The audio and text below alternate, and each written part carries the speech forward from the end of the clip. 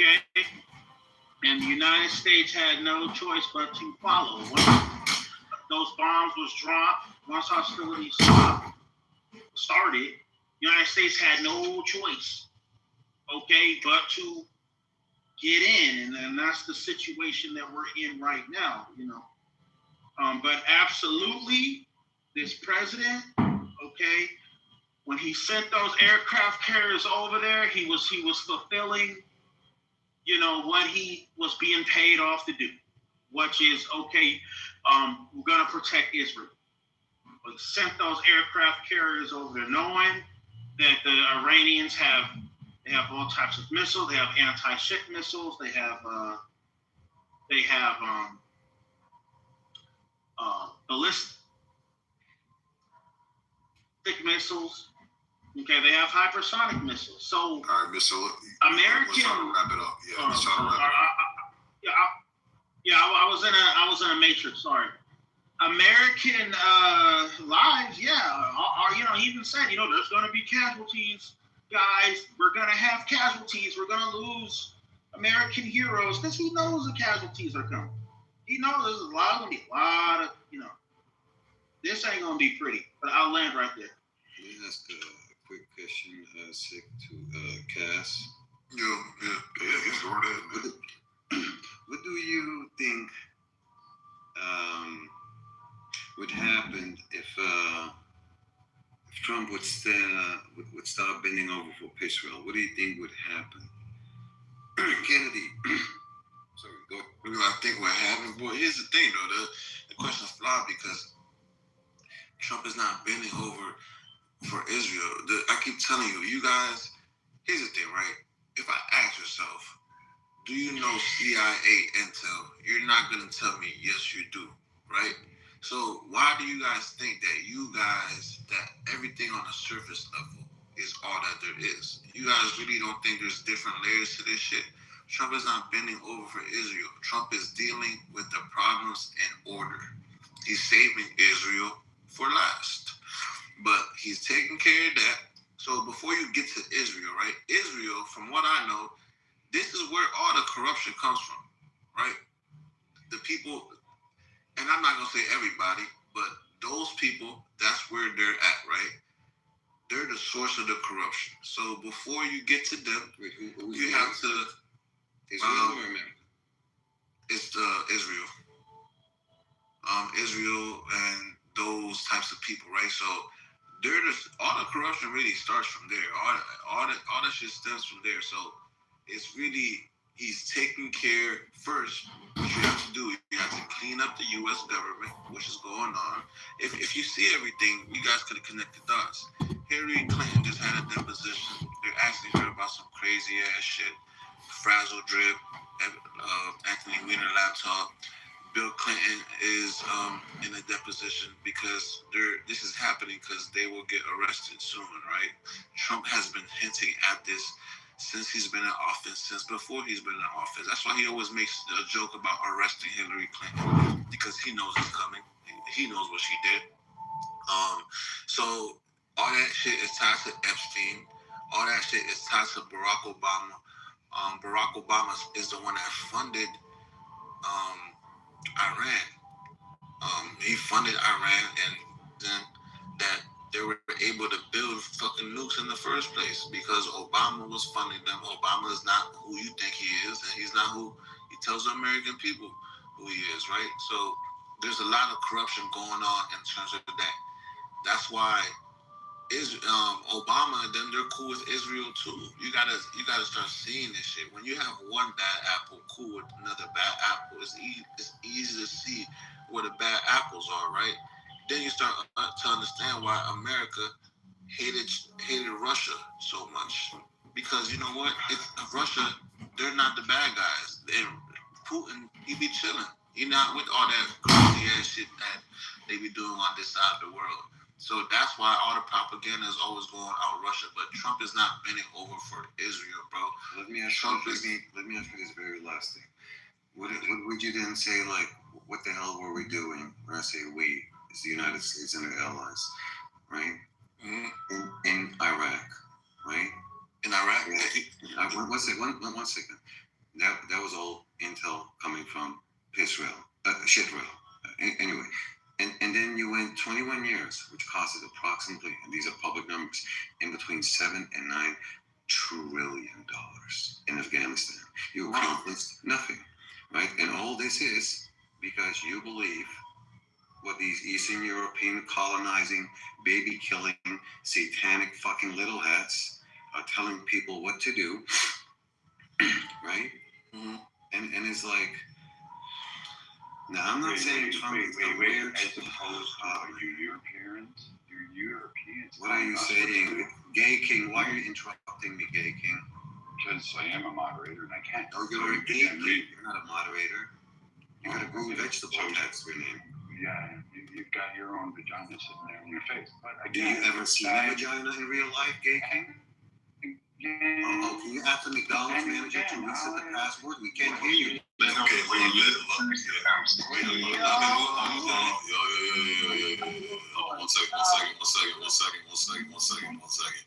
All right, love it. Let him chime in real quick, and then just Brad, keep it concise so he can finish his point. But yeah, Brad does have a right to chime in. It is the point. So you have these Europeans telling us what we should do, but again, these are the same people who live under the very blanket of economic freedom, our own trade. They develop very little for the rest of the world. In fact, they rely on everything to be imported from China and etc. Now they're pissed about Israel. They don't do anything. His nation doesn't do it. He doesn't do anything or contribute. He doesn't fight. So my question is, why should we listen to these European people when they don't do anything? Like, why? Tell me why. Why would we listen to you versus against Israel? Because to me, both of you are the same. Just to finish my point, I'm Asian. I got a European passport, just like you are a European with an American passport. So you are more European than me, Gay King, or should I call you Viking? Anyway, Cass, what do you think about like Israel sending you to go there, bodies getting piled up of U.S. citizens, U.S. military? Wait. No. You're going to answer my question before you go on. No, but you can't make me, Gay King. I can. No, you cannot. Yes, I can. You can't make him answer a question. But then I don't have to let Mr. doesn't have to answer it, right? So then we're just at a viewpoint. So then Ludwig brings up the discussion. Because again, Sig, I'll ask you this. Why are we listening to Europeans tell us how we should conduct our affairs or how America should operate? Why are we listening to these guys who have contributed nothing to our society? Because freedom of speech, that's why. They don't have it. They passed laws to restrict freedom of speech in their country. They even have it. And we're grown ass people just having a conversation, Brad. Just for the sake of this conversation. Yeah, I mean, yeah, Bradford. We're on a stage in Clubhouse. Yeah. No, but I get that point. But KP wanted to throw his drunkenness in there. So again, KP said drunk, you fucked tired. Yeah, just they being inbred and saying the dumb takes while you're fucking tipping that glass over. All right, Brad, just get an asshole. Because here, hold on. Here's the thing. Ludwig was, and I don't want the mods to abuse your badge. I'm not abusing. All I'm asking is a simple question: Why is Europeans so worried about what America does when to me it just sounds like, hey, I don't want you to give it to Israel. I want you to give it to us. It sounds like they're the spoiled second child, that they're just pissed off that we're donating our time and money elsewhere, and they're like, oh, please, I need to be on welfare, and I need to do it. It sounds like you're describing Israel. It sounds like you're describing the majority of Europe. Well, and why are you excluding Israel if Israel is literally doing the same thing? They got free healthcare, right? So now retirement, free housing. So now you admit that you guys do it, and now you're just pissed off. Okay, so let's say we do it. 1 second. So let's say we do it, right? If you want to get into it, go ahead. I wanted you to be able to finish your point, my man. Hold on, Cass, hold on real quick.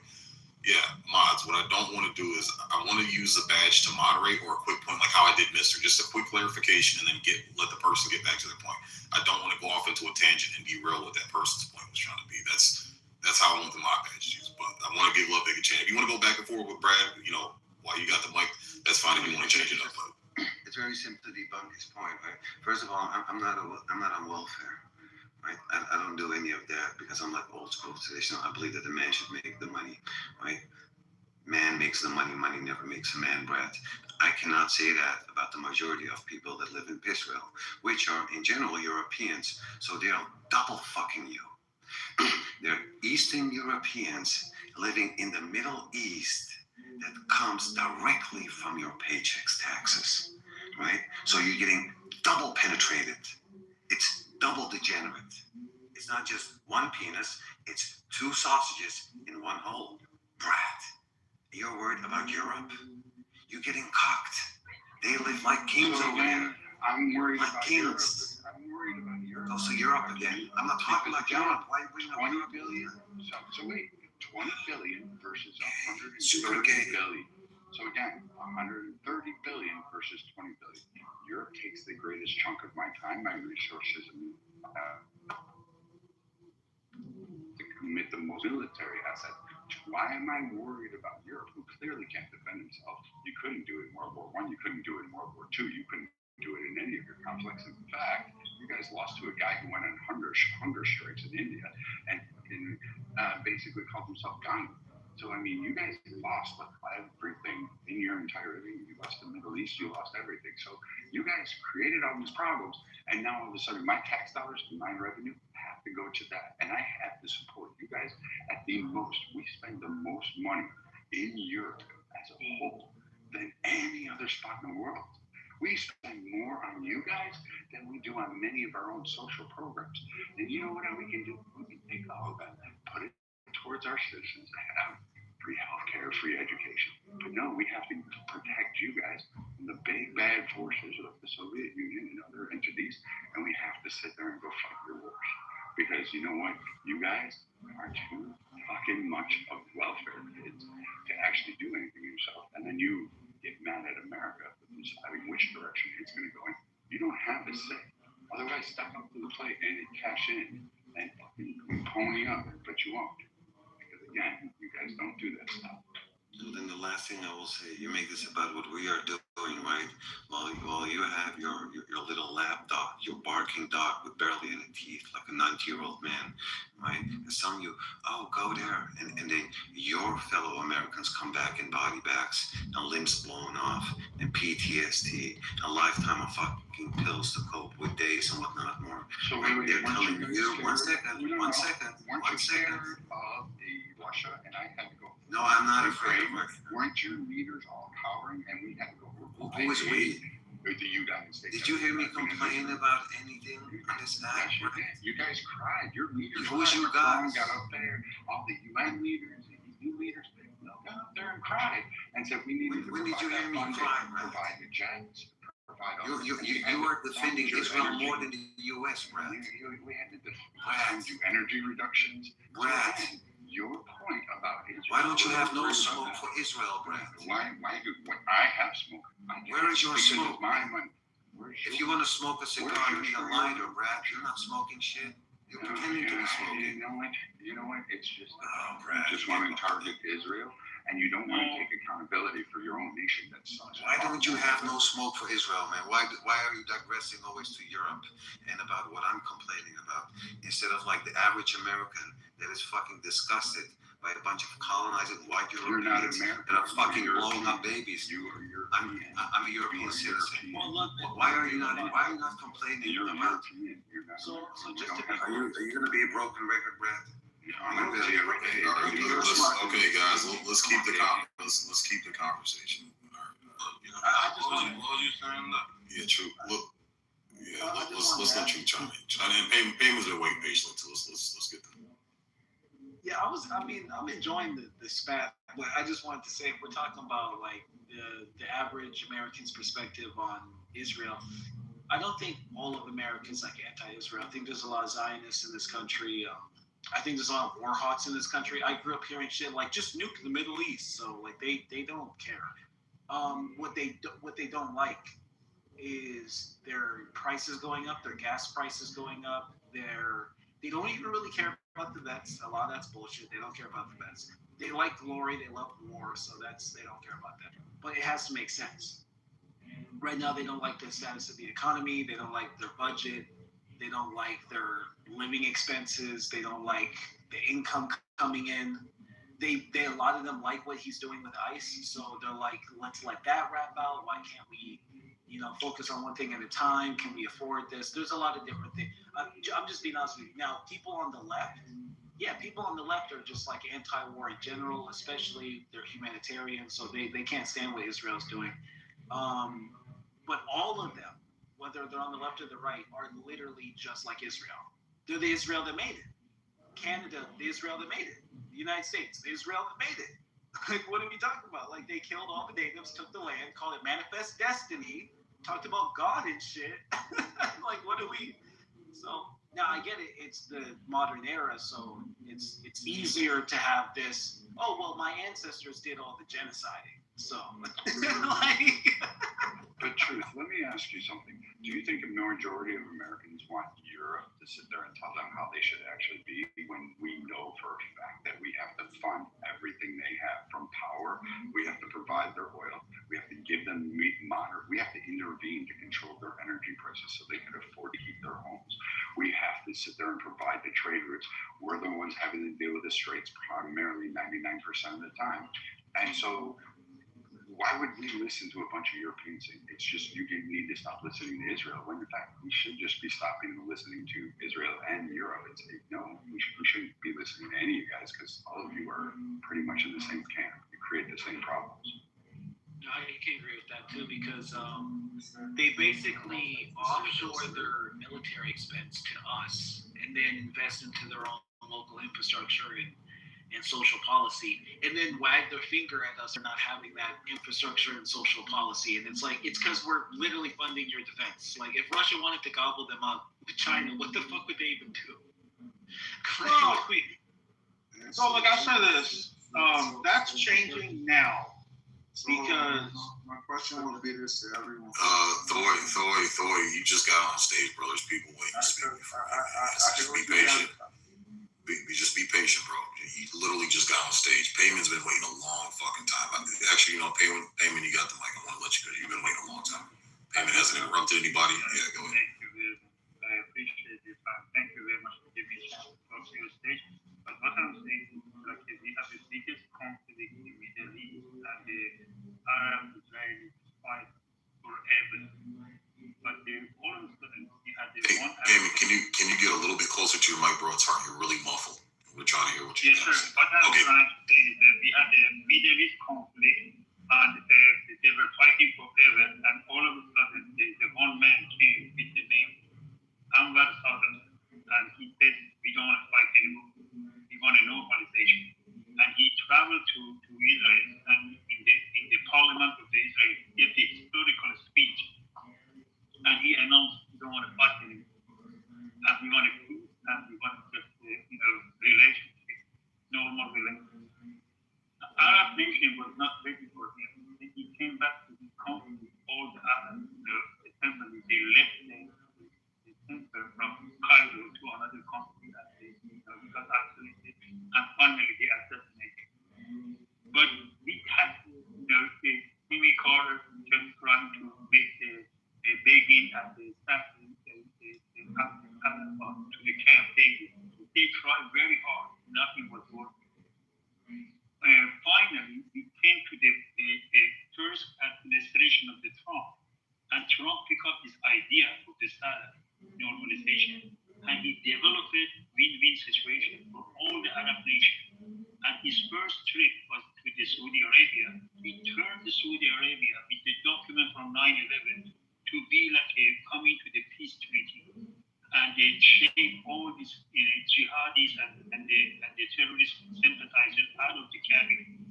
And the Saudi Arabia got the idea, and other Arab nations stopped having an embassy of Israel, and they started normalizing. And the only one was left was Saudi Arabia because he's the biggest one. Then he came to the United States in the Biden's time in the media, and he said, I am ready to normalize my relationship. All the eyes was looking around it, and all the head turned 180. What? Yeah. Saudi Arabia, like the Camp David, like the Sadat, is announcing he's willing to normalize the relationship. The fight is over. That was beautiful. 28 September in all the media in 2002. Then On the October 5th, the Islamic Republic of leader of Iran, the one he just got killed, he gave the historical speech, and he said, anybody who wants to walk in that path of normalization, we're going to break his leg. And October 7th, Hamas went and invade the country and show all these ladies and girls with the bloody pants and the naked in the back of the pickup truck, and all that scenery was for what? To make a graphic scenery, to make a retaliation and revenge. And what you see in Gaza Street is drawn by Hamas in the foundation of the financial and support of terrorism by Iranian government. They destroyed the peace, the Abraham Accord. But did the Arab nation fall for that? No, they knew it was Iranian trap. They were very angry what happened in Gaza, but they never dropped the plan. Biden destroyed every plan he got it from the Trump administration, like a beautiful Keystone Pipeline plan and everything. But he didn't touch the Abraham Accord. He knew he's a genius, and he kept it, and he tried to capitalize on it. And then Mohammed bin Salman, ABS, the head of the Saudi Arabia, in his time, he was ready. It means if it was happening, the credit was going to Biden, but it didn't happen because Iran didn't let it happen. Trump came from the beginning. He said, you know what, Iran, you are responsible for all this murder and the destroying the Gaza Strip. I'm going to get you. Then they came to see, to study what is the case of Iran. They saw people in Iran know what happened. And what is the Iran opposition? Because all the country in the Middle East are pro-West, and Iran was the pro-West in the Cold War. He was inside of America. But after 79, with the Brzezinski, doctrine and the Jimmy Carter, they can empower the Muslim against the communists, and they got power. And that was the wrong idea. Why?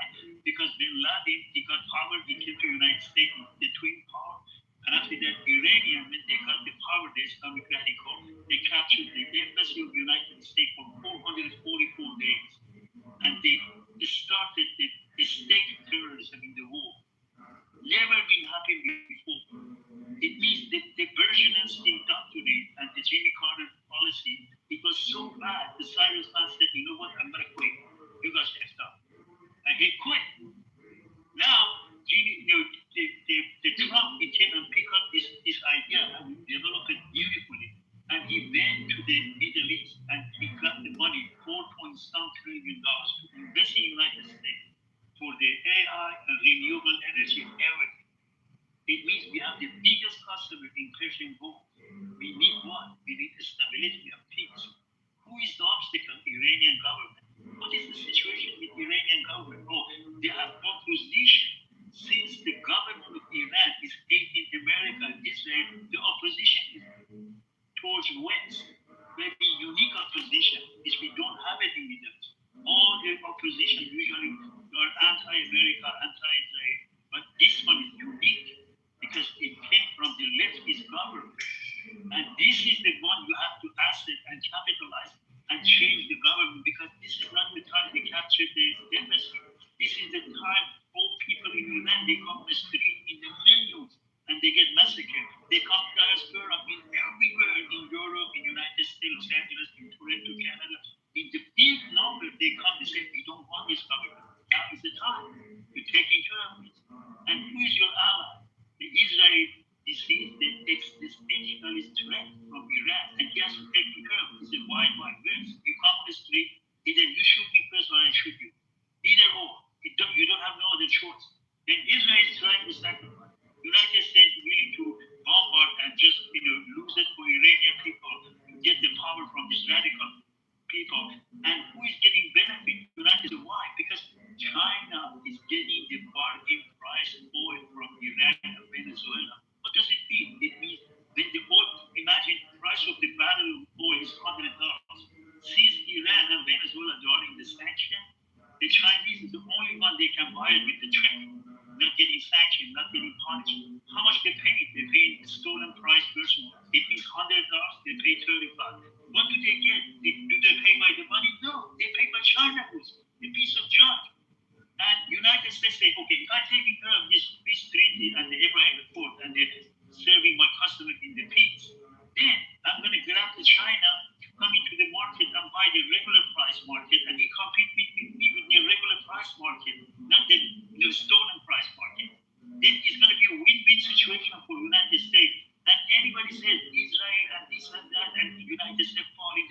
because Israeli, lobbyists, and they find that they have no idea what's going on.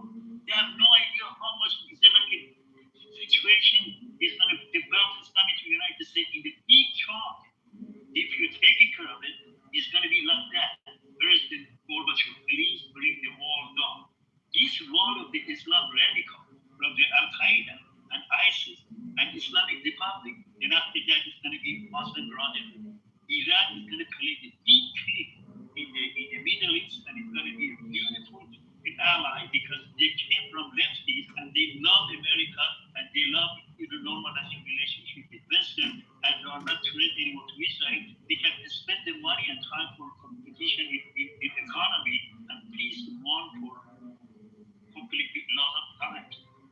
And the Sadat and the normalizing relationship finally came to picture from 1975 to 2026.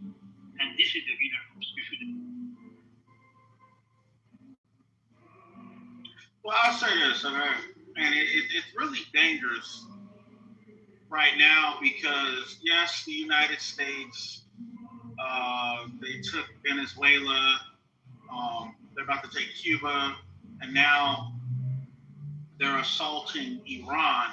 Remember, Venezuela and Iran are China's two biggest suppliers of oil, and they were getting a lot of cheap oil from those countries. So now they've been cut off from that. So the big threat is, what if the Chinese are like, hey, these guys are cutting off our economy. Remember, the Chinese economy is already in trouble. It's already been in trouble for the past few years. They already had a housing crash within the last 3 years. They've had, you know what I mean? They've had, rising energy prices and stuff. They have a demographic crisis. Okay, they have this crisis with their young people who are discontent, and they're doing like this whole lie flat thing where they don't. And China has a lot of problems, and now you're going to cut off their oil supply. If you better hope that their mindset isn't like, okay, they're going to cut off our oil supply. They're choking us. They're trying to cripple us, bring us to our knees. Let's launch a hypersonic missile Pearl Harbor. Let's take out all the American aircraft carriers in one day. That'll never happen. You know what I mean? But you have to think like that because, well, see, they didn't think Pearl Harbor was going to happen either. And then they did know. They did it. No, because you know how I know? Because the fucking generals at Pearl Harbor, they had all the airplanes lined up wingtip to wingtip because they didn't think it was a big deal. Your fucking president knew. And then they came in and they bombed all the planes. They bombed all our planes. They bombed all our battleships in one day. Bro, they knew it was gonna happen. So yeah, it can happen. So what I'm saying is this. But hold on, bro. Let me say this. Let me finish. What I'm saying is this, right? Because okay, go ahead. The president knew Pearl Harbor was going to happen. He went and got a massage and got high. And he let this shit happen. Because they wanted a reason to enter the That's war. not what happened. That's not at all. Well, I'll say this. Well, look. They knew it was going to happen.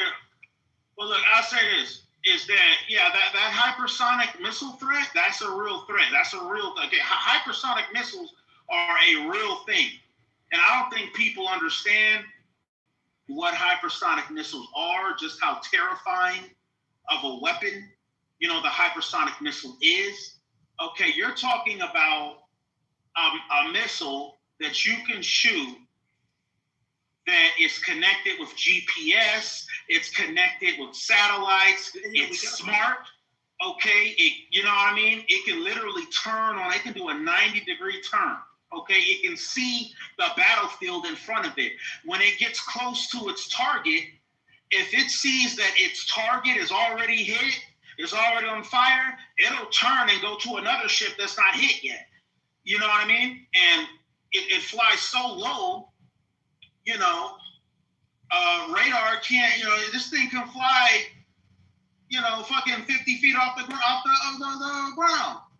and then it, you know what I mean? And then It can pick its target in real time. You know what I mean? This shit is devastating.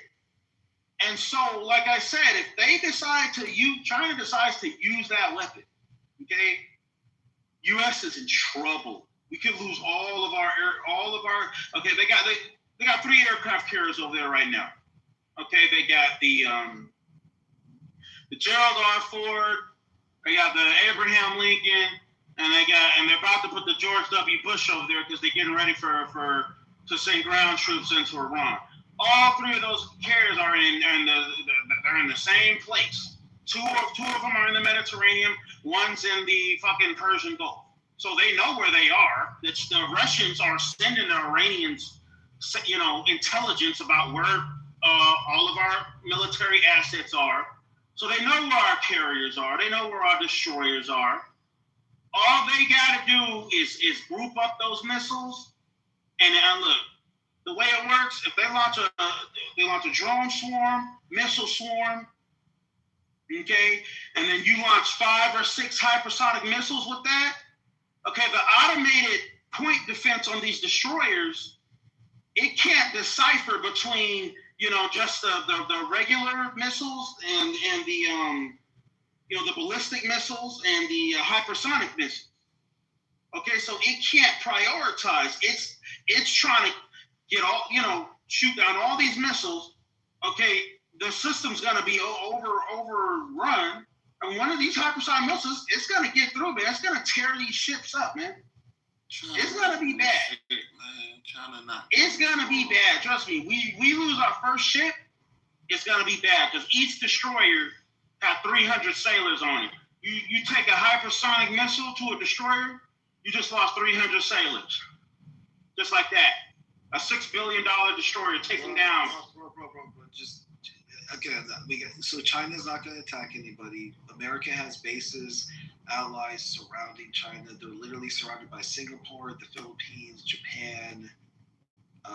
There's so many different countries. South Korea obviously would have to contend with North Korea, but it's just not happening. China's already publicly stated that they are very prepared to. They said China will never be the first strike, but we will have a definitive second strike. So basically, their setup is if you attack us. No, that's anyway. His name is Victor Mao. If you want to look that up, that video. Victor, and his last name is Mao, M-A-O. So truth, you're right, because 2 of their carriers aren't even functioning. The third one barely floats. And we've already proven that their advanced weaponry we can shut down instantaneously, which we proved in Venezuela. We shut it down in no problem with that. So all of that talk about how we should be scared, we just showed China that we aren't afraid. So all of that technology that everybody's afraid of, and the fact that the carrier groups trying to hit a carrier, good luck. I mean, you're going to have to do your best. The defensive systems that are on a carrier are massive. You're not getting through that. And then you have ancillary craft, because no carrier sails alone. You have anywhere from 9 to 11 other craft that are designed and purposely placed there to actually protect the carrier, along with subunits that are underneath floating around. You're not going to get there. And then we have Space Force, who's operating SATCOMs all the way to the top. You're not going to be able to target a carrier. It's just not going to happen. Yeah, that's true, man. Yeah, China's bluffing, bro. Even their air defense, man. They're bragging about a Gen 6 fighter and shit. It's already been debunked, bro. China's just full out here. Yeah, China. No, but here's the thing. In war, you cannot underestimate your enemy. And the problem with us Americans is, yes, we have a powerful military. Okay, we're used to seeing our powerful military go all over the world and exert America's will over the world. But see, they're gonna fight this conflict, multi-dimensionally. Okay, so yes, they will get those hypersonic missiles. They'll find a way to get those hypersonic missiles into Iran. And once it don't take a lot of them. They could send them 100 of those hypersonic missiles. Get them into Iran. We basically they already have. We locked down the air. We locked down the sea. So you can try to transport them to the land, but there's a big country that doesn't really like China, so they can't do it there. That's called India. You're not going to smuggle them through Pakistan, and they're not going to bring them in through Russia because Russia will take that shit, because people forget that Russia and China aren't really friends. They're still fighting over territory. Yeah, how do you know? Because we can see the border clashes. Okay, but how do you know they're not going to send it in through Pakistan? Because they will disappear in Pakistan like everything. Okay, else. let me ask you something. Where was Osama bin Laden hiding? Wait a minute. How do you think we found him? Is when he went and set up shop there. Who do you think told us? Hey, He was hiding in Pakistan, sir. Pakistan, bro. Oh yes, Osama was in Pakistan. No, That's where they found him. That's where they found him. Go look it up. That's where they told you. That's where they got him at. And see, here's the thing. All right. Iran still has nations. Hold on. Iran still has nations that will support North Korea. They're saying they're going to support Iran. China, of course, is going to support Iran. Russia, of course, is going to support Iran. This makes no sense. Who in Iran would actually say that? Because there is no government in Iran. All of that lead. Matrix. They're off for their sky daddy. So you don't have.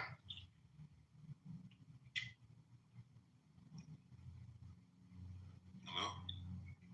Wait, Viking, are you there? I think you're in a matrix, buddy. In the matrix, brother. Okay, so who in Iran is pulling the strings? Because there is no leadership in Iran that's able to actually coordinate that. And nobody's going to send their top tier weapons defense systems to an unstable government where nobody knows who's in charge. All right, well, now listen to me, buddy. Every day you see those missiles, they shooting those missiles. Every day. The other day, they just shot cluster bombs over Tel Aviv. Every day. The other day, I think, was it yesterday or today, they just hit fucking Dubai airport, almost blew up an A380. Okay? All those planes that Emirates has, that world-class airline that they got over there, they're about to lose all of that. Okay? They got missiles landed right into the airport. Okay? So somebody's giving the orders to shoot those things off. And you're telling me they don't have a government, they don't have a command and control. No, somebody is giving orders to keep firing those damn missiles. So, yeah, that means those can be somebody's in charge. But see, here's the thing. But hold on, let me finish. No, stop. I'm saying, what is China going to do is send their top tier missiles and defense systems to who? Who are they going to send? Because all those things that you're describing are coming from ancillary generals trying to vie for power. No, see, here's the thing: is that what's happening is that and the Trump administration. Listen to this. It's very simple. China invests 4.5 billion in Iran. Do you know how much in Israel? Well, now, buddy, my issue with you, buddy, is your audio. No, China has a more investment in Israel than over Iran. 4.5 versus 15 billion. Okay. It means China has more interest in Israel than Iran. China has more interest in the United States and Saudi Arabia than Iran. He doesn't want to compete his interest in Saudi Arabia and Israel over Iran. He's not going to sacrifice that. He's not going to send any kind of missile or anything. He has all his time. He didn't do shit because he's looking for his money. They are economy people. They are not stupid. They look at the market in Saudi Arabia. They look at the market in Israel and United States. And Iran is a piece of shit for them. They're just using it like a napkin. They're getting it as stolen merchandise, and they're just using it. If it's going to be expired, they're going to deal with it. But they are not going to go and send the missile and fight the United States over Iran. Go and look at the statistics. Look at the traffic here. Say how much China invests in Israel and how much is in Iran. He's going to tell you 15 versus 4.5. Easy. Now, buddy, my only issue with you is just your audio. If there's something you can do about it, I don't know if it's your mic, but sometimes it's just hard. I got an idea of what you're saying, but sometimes it's hard for me to hear certain words. Maybe if you can use a different mic or if you can come closer to your mic, I don't know. But to me, you sound like real staticky. So if you could just work on that, that'd be great. Or maybe speak louder. I was trying to tell you, China investment in Israel is a very teeny tiny country. It's like a one little state of in Iran. It's 15 billion. But how much is in Iran? The whole country, 4.5. How much China has an investment in United States, Saudi Arabia? A lot. Does he's going to interfere that because of the Iranian? No, he's not stupid. He's a market guy. He knows how you count his money. He's using Iran for bargaining price to get the oil. And after he's finished the expiration date, he's going to accept it. Okay, United States came and captured the market. I have to go to the real market and buy it $100. I cannot buy it 35 anymore. It's done. It's finished. He has a bigger picture for his economy than to just come sacrifice his economy for Iran. He's not going to do that. This kind of idea and the way you're looking at it is the wrong angle. It's not the correct one. See, you're looking at it from like an outsider, but you don't understand just how desperate the Chinese are. Okay, Xi Jinping, he's desperate. Okay, sooner or later he's gonna have to invade Taiwan in order to reunify China. If he cannot deliver Taiwan, you know, he's gonna fail, and the CCP is gonna fail as well, because their whole theme is a reunified China, and Taiwan is the last part. How are they going to invade? How are they going to invade? They can't get through the subnets that we have in place there. And then you have Japan, Philippines, and Australia, along with a multitude of other nations that are, including India, that said they would actually go to defend Taiwan. So now China's not willing to take a fight on with India. They're like, oh, no. So if you're going to have this geopolitical... Okay, so what have we placed in the Taiwan Straits? Like, what have we The only placed? thing that Taiwan wants to do is a culture... He brought up a good point. Like, you can maybe a cultural change. Maybe they can do an election where they like want to go back to China. Maybe that happens, or they do an economic war in which Taiwan fails, which is so far Taiwan's winning. So I'm Taiwan's winning. Yeah, right. Like I'm losing. Like what do you mean they're going to invade him? They can't. They wouldn't do. Yeah, let me explain. All right, let me explain. Here's the situation. Right. What's in on the first Trump when he said, "You go over there, fuck with Taiwan, I'm gonna fuck you up." Yeah, just real quick, let me kick my 2 cents. As Mike and Brad just brought up, China doesn't want to war with anybody. You have to understand, China. Mister, chill. China's actually in one of the best positions any country's ever been in historically. Like, it wouldn't even make sense for China to start a war. That's ridiculous. BRICS is actually largely successful. Them creating an alternative supply chain to the West supply chain is successful. When you measure your success by comparison, that's in the same way that's the thief of joy for an individual. It's also an incorrect way to look at geopolitics. The Earth is huge, right? There's a lot of room for a lot of giants. And China went from 100 years ago being a country of peasant farmers to being a superpower. So, China's population is a huge advantage. They have more people with master's degrees than we even have people. That's nuts. They have 400 plus million citizens with master's degrees. So China's in a good position. They don't want war. It would screw everything up. This would be the perfect time for them to start a war for the West, funny enough, because it'd be a slugfest. Everyone would lose, but we'd still be there at the end, and they'd be fucked. So, and that's just because there's hegemony. So hegemony, just real quick for anyone who doesn't know, hegemony, just the idea that there is an established status quo. There's an established global reserve currency, for example, in the dollar. Over 60+% of transactions that occur worldwide utilize the dollar. Most nations, their reserve currency is the dollar, even if they have their own currency. This matters because people are not incentivized to want the dollar to collapse. Therefore, they're not incentivized to want to watch the West defeat it. They might want a West equalizer, though. They might feel like, hey, the West is too high on its own supply. It's a monopoly. So they kind of like the idea of alternative power, but they don't want to destroy the power that exists. So China does not have any allies that would actually go to bat for it against the West. Those allies wouldn't win. They're surrounded. China is surrounded.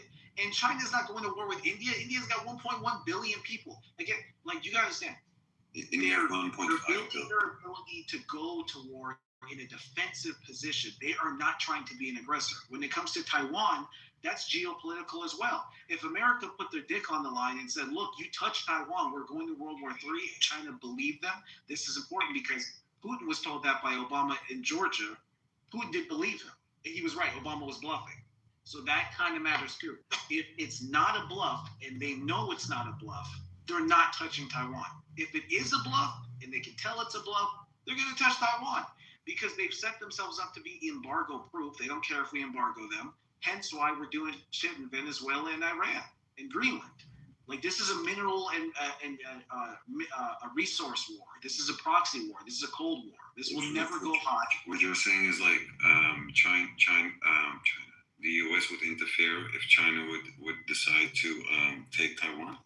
I doubt we would militarily, but we'd probably proxy the hell out of it. We'd put all our allies in the area.